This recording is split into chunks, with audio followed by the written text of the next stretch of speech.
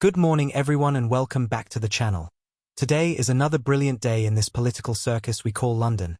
And here we are, always from the opposition, always on the other shore. Because someone has to say what is really happening. No frills or filters. So get ready because today we have pure gold. The great media spectacle of Sadiq Khan trying to dodge questions like a boxer in his final days of glory.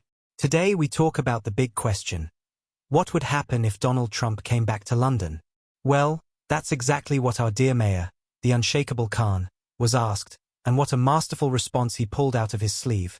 With his predictable rhetoric and recycled speech, he started talking about diversity, inclusion, festivals that have nothing to do with British identity, and how he would love to take the former president for a curry in Brick Lane. Marvelous, simply marvelous.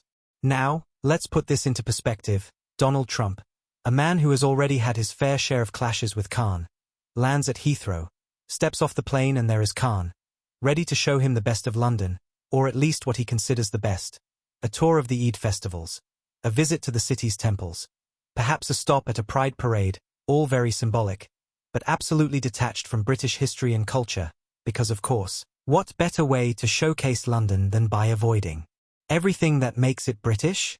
But let's get to the most important point. Khan dodges the key question. Would he welcome Trump with open arms or not? Because of course, he says it's important to engage with the President of the United States, but then tangles himself up in his own speech and avoids answering directly, which in politics translates to a no disguised as excuses. And the best part is that in the end, he suggests taking Trump for a curry, as if that were the most representative thing about London. Absolutely brilliant. Now let's talk about what really matters. London is in a lamentable state under his leadership. This is not an opinion, it's a verifiable fact. Crime has risen. The so-called no-go zones remain a problem, and insecurity is rampant. But of course, if one says this, one is immediately labeled an alarmist, an exaggerator, when in reality it's just the truth that no one in politically correct circles wants to admit. The issue of no-go areas is another point of friction in this theater of the absurd. Khan insists they don't exist, that they're a myth, but anyone living in London knows there are areas where even the police hesitate to enter without backup.